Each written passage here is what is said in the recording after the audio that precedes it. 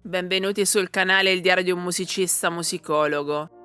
Sfogliando una rivista del 1882 sono stata attratta da un articolo intitolato Il cannone come strumento da orchestra. In realtà qualsiasi fonte sonora può diventare parte dell'organico di un brano musicale. Facciamo alcuni esempi: il verso degli uccelli, il suono dei giocattoli, il rombo della macchina. E come sappiamo bene, anche una macchina da scrivere può diventare uno strumento musicale. Appena ho letto il titolo, i miei pensieri sono andati all'Ouverture 1812, opera 49 di Tchaikovsky, scritta nel 1880. Nell'organico troviamo, oltre ai tradizionali strumenti, cannoni veri e campane da chiesa. Nell'originale ben 16 colpi di cannone dovevano essere esplosi. Composizione imponente perché celebra la vittoria russa contro Napoleone nel 1812.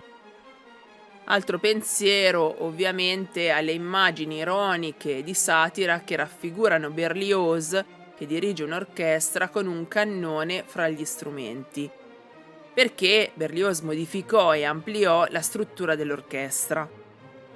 Ultimo riferimento prima di leggere l'articolo: il cannone è anche il nome di un violino costruito da Giuseppe Guarnieri del Gesù a Cremona nel 1743.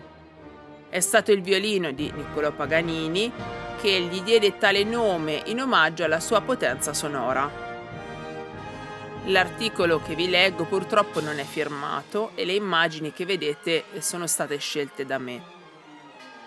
L'articolo secondo me è molto interessante e può suscitare la voglia di approfondire questo argomento.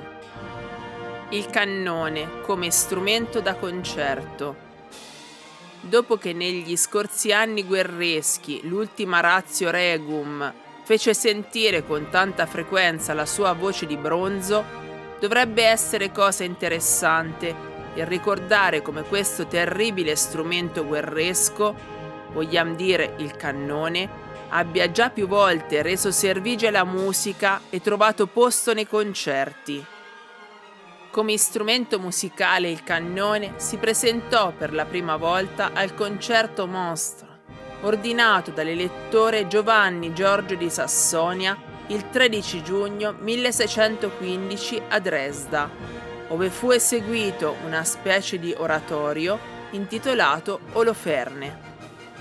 Le parole di questa gran composizione erano del poeta Flaumenkern, la musica di Grundmauer.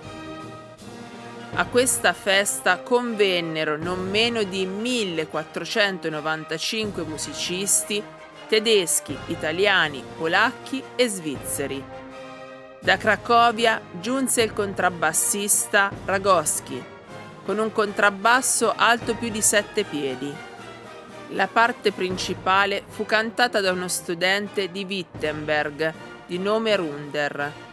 In luogo dei timpani si impiegò un gran mortaio che a suo tempo fu sparato dagli artiglieri. L'onore equivoco di avere in musica usato di frequente il cannone devesi all'italiano Giuseppe Sarti, nato a Faenza nel 1729. Egli fu maestro di cappella a Milano e Venezia, poi della corte a Copenaghen, e nel 1784 fu chiamato in tale qualità a Pietroburgo, ove si studiò di coprire il deficiente sentimento musicale con poderosi effetti esteriori, ciò che presso i russi di quel tempo gli riuscì con splendido successo. A tale scopo formò un'orchestra gigantesca, con la quale produsse le cose più mostruose, che solo da una fantasia ammalata possono scaturire quando si vuole riuscire originali ad ogni costo. Ma il non plus ultra delle sue fatiche in questo genere fu un Te Deum, composto nell'anno 1788 per la celebrazione della presa della fortezza Ozakov per opera di Potemkin. Te Deum che per effetti di sonorità superò tutto ciò che siasi giammai offerto allora alle orecchie dei russi. con masse enormi vocali ed strumentali, tra queste ultime un'orchestra speciale di cornisti russi, ognuno dei quali non era capace di produrre se non un solo suono. Egli portò il suo Te Deum al Palazzo Imperiale di Pietroburgo per esservi eseguito. Nel cortile del palazzo aveva collocato una quantità di cannoni di vario calibro, che in certi intermezzi rimbombanti servivano a fortificare i bassi, effetto formidabile, per il quale l'imperatrice Caterina II lo innalzò al grado di nobiltà. Anche finanziariamente parlando, egli doveva essere contento di veder lautamente rimunerati i suoi meriti, che, come direttore del conservatorio di Katarinovslav, percepiva, oltre alla gratuita abitazione, uno stipendio di rubli 36.000. Sarti si trasferì più tardi a Berlino e vi morì il 28 luglio 1802, senza aver avuto la consolazione di far valere il suo metodo rumoroso anche nella capitale prussiana. Alcune delle sue composizioni di stile severo, tra cui un Miserere, sono tenute in pregio anche oggidì, ma le sue opere teatrali caddero totalmente nell'oblio.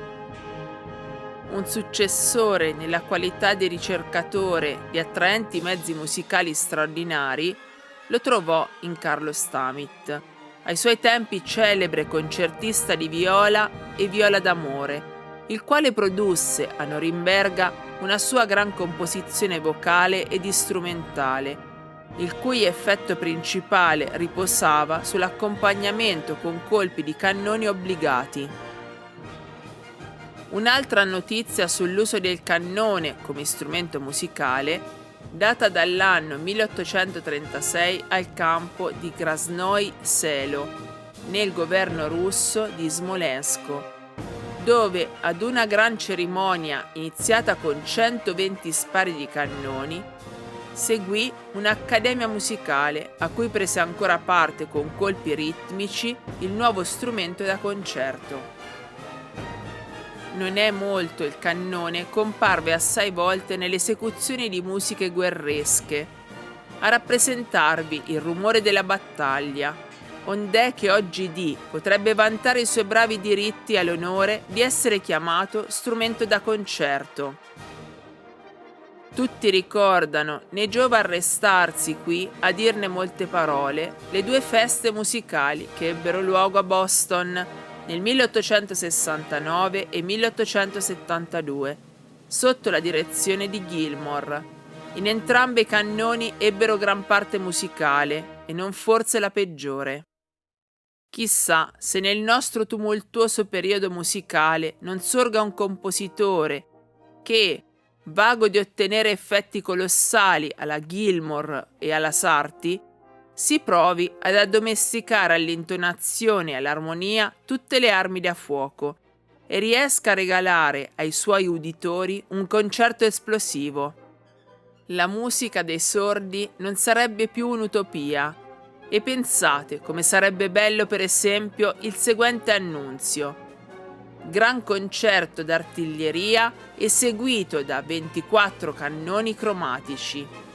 E come si rinnoverebbe la suppellettile retorica delle cronache teatrali, quando si potesse leggere nei giornali: il celebre concertista di cannone signor X ci trascinò l'entusiasmo con la sua delicata esecuzione nel primo tempo, andante sostenuto, del concerto eseguito da cannoni del calibro di 24, ebbe momenti di vero artista, esplosioni soavissime e nel finale, in tempo accelerato, la commozione degli astanti era vivissima.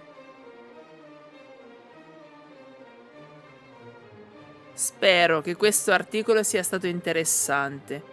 Vi ricordo che potete sostenere il canale iscrivendovi e attivando la campanella. Grazie e a presto.